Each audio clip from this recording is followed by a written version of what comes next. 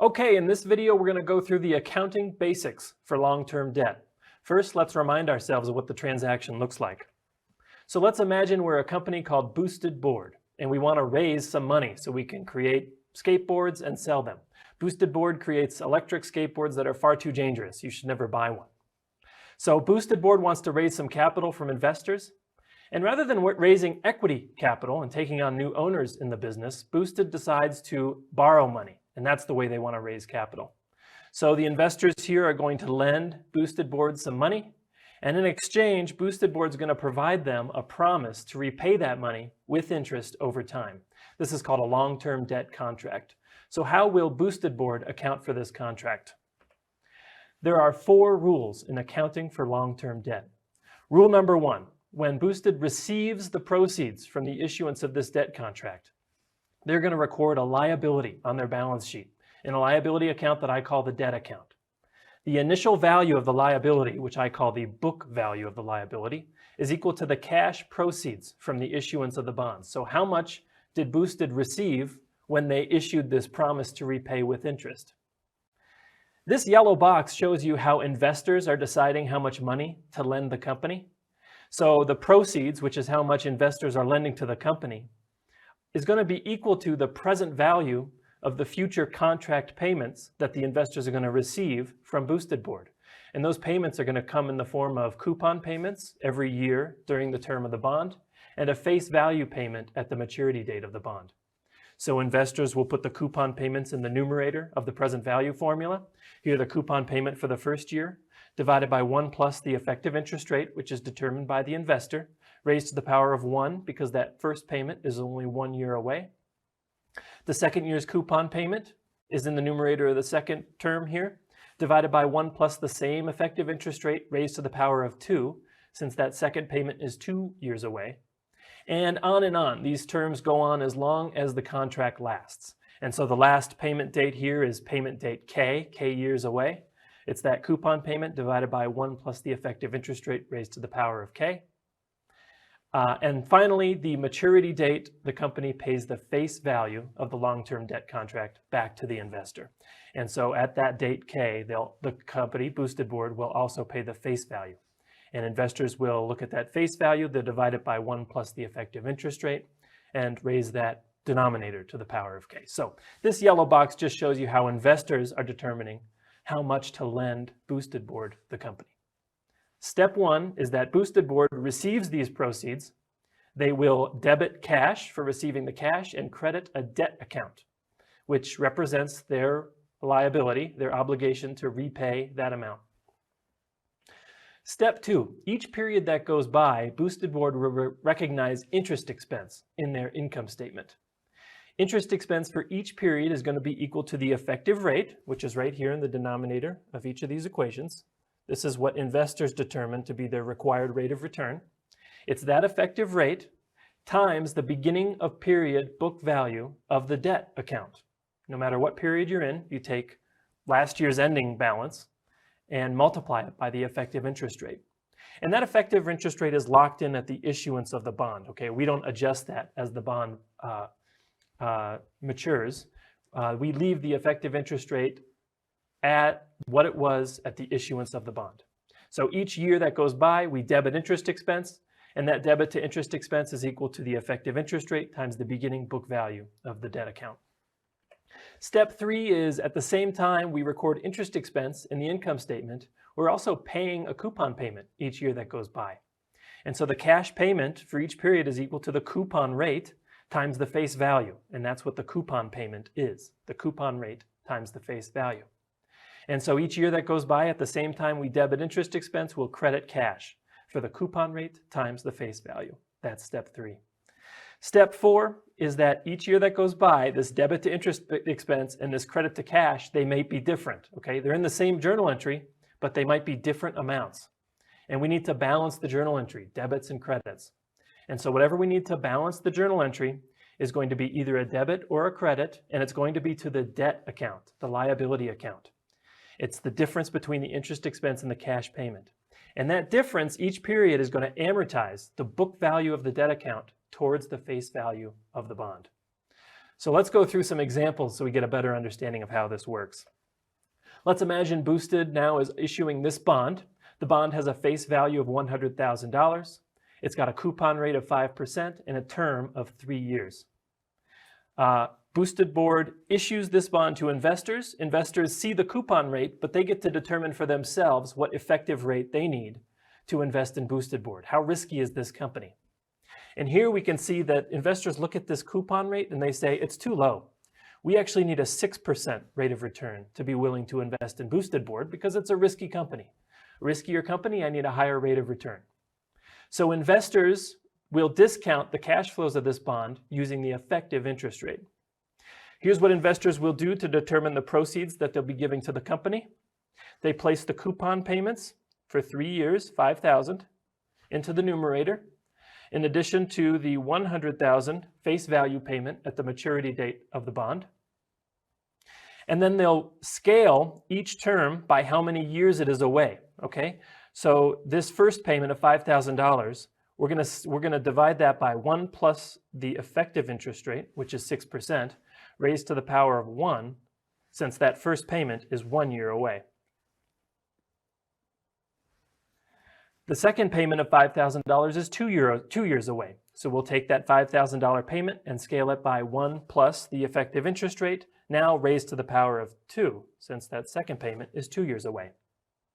The third payment of $105,000 is 3 years away. So we'll scale it by 1 plus the effective interest rate, raised to the power of 3. And when you add all these terms together, you get the amount of $97,327. That's going to be the proceeds to Boosted Board. As you can see, they're getting less than face value. They're getting $97,327, which is less than $100,000. So accountants will say we're issuing this bond at a discount. So how will Boosted Board account for this bond? Well, let's show you on this slide here. At the issuance date of the bond, January 1st, 2018, we're selling these bonds and we receive around $97,000. We are Boosted Board, okay? So we're receiving $97,000, we'll debit cash for $97,000 and credit the debt account for $97,000. That's what we do at the inception date of the bond. Okay, now that was step 1 of accounting for long-term debt. Step 2 is each year that goes by, we need to record interest expense, and step 3 is each year that goes by, we record cash payment. And step 4 is each year that goes by, the difference between interest expense and the cash payment amortizes the book value of this debt account towards face value. So it's December 31st, 2018, it's 1 year later. First, we'll calculate interest expense. Interest expense is the beginning book value of the debt times the effective interest rate. As you can see, I'm keeping track of the book value of the debt in this debt T account over here. So 6% is the effective interest rate. The beginning book value of the debt was what it was at the beginning of the year, which is $97,327. And when you multiply those two together, you get interest expense of $5,840. So we'll debit interest expense $5,840. Next, we'll credit cash for the coupon payment. Remember, the coupon payment is a $100,000 face value times a 5% coupon rate. And so the coupon payment is $5,000. We'll credit cash for $5,000. And the fourth step is to balance this journal entry. The difference between interest expense and the cash payment amortizes the book value of the debt account.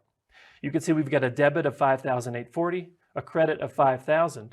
And to balance this journal entry, we need another credit in the journal entry, and we need a credit of $840.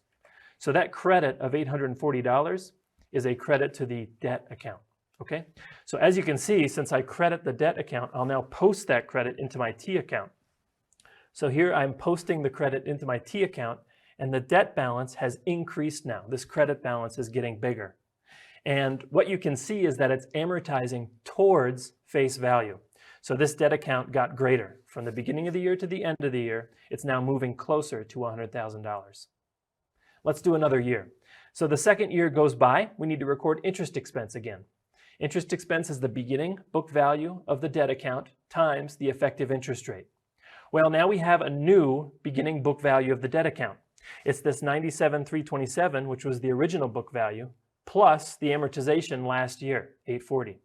And so this $98,167 is the new beginning book value of the debt account. We'll multiply that by 6% and we'll get $5,890 now. You can see interest expense is increasing as the book value of the debt increases. And so we'll debit interest expense for $5,890. Another year's gone by, we made another coupon payment, and so we'll credit cash for $5,000. And the difference between interest expense and the coupon payment is a credit to the debt account of $890. And that's going to continue to amortize the book value of the debt account towards its face value. Okay, let's go through the third year. In the third year, now we have a new book value, okay? It's this $99,057. That's the beginning book value in year 3. We'll multiply it by the 6% effective interest rate and get interest expense of $5,943. We'll debit interest expense for $5,943. Again, we'll credit cash for the coupon payment of $5,000. The difference amortizes the debt account towards its face value, so it's a credit to the debt account of $943. Now watch what happens when we post this $943 to the debt T account. This shows you that after the 3-year term of the bond, we've now fully amortized that debt account from the proceeds that we received when we issued the bond to the face value that we need to pay off at the maturity date of the bond. And so that's how the effective interest rate works. It amortizes the book value of the debt account towards face value by the maturity date of the bond. So finally, we're in year 3, okay? The debt has matured and now we need to pay off face value. And so the last journal entry is we're going to debit the debt account and credit cash. We're going to make that $100,000 cash maturity payment or face value payment at the maturity date of the bond. And so in the debt account, you see we're debiting the debt account and now we don't owe anything to these investors who lent us money. So that's an example of accounting for a bond at a discount.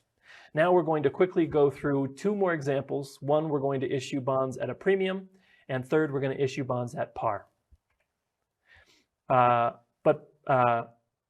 Let's take a look at the balance sheet of issuing debt at a discount. Let me just pause there and redo that. So I'm going to do just a live talk 1 second. Cool. And then whenever you're ready, action. Okay. Let's go through the balance sheet of a particular year during this bond contract, and this is for a bond issued at a discount. You can see that here it's the current year is as of December 31st, 2019. So this is the second year of the bond contract. And we're showing the balance sheet value for our liability accounts, and here's the debt account on our balance sheet. It had an ending balance of $99,057. And last year it had an ending balance of $98,167. So this is what you'll observe on a company's financial statements. You'll observe that they're borrowing money. They'll have a liability account that says something like debt. They'll tell you the face value of the debt. Maybe they'll tell you the coupon rate of the debt. And they'll show you its book value this year and last year. And something we can notice here immediately, we know that this bond must have been issued at a discount when it was issued, because the book value, which is stated here on the balance sheet, is lower than the face value. And once you see that the book value is lower than the face value, you know that this bond was issued at a discount. You can also see the book value increasing over time, and that book value is amortizing towards face value. So this book value is always going to be going towards the face value of the bond. Okay, next we'll go through some quicker examples. This time we're going to look at bond issued at a premium. So suppose Boosted issues the same exact bond contract, but now investors don't think Boosted Board is that risky of a company, okay? In the first time, investors required a rate of return of 6%. Now investors don't think it's that risky. They only need a rate of return of 4% to be willing to invest in the bonds of Boosted Board. So given these same contractual payments, investors are now discounting these payments only at 4%, okay? And this lower amount of discounting is going to result in greater proceeds to Boosted Board. So Boosted can issue the same contract, and if investors think it's a less risky company, they'll be willing to give more proceeds to Boosted when they issue that same contract. So in this case, the proceeds to Boosted Board at the issuance of the debt agreement is $102,775, which is greater than face value of the debt. And so we say this bond was issued at a premium. Now let me flash up the accounting for bonds sold at a premium, all of the journal entries at once.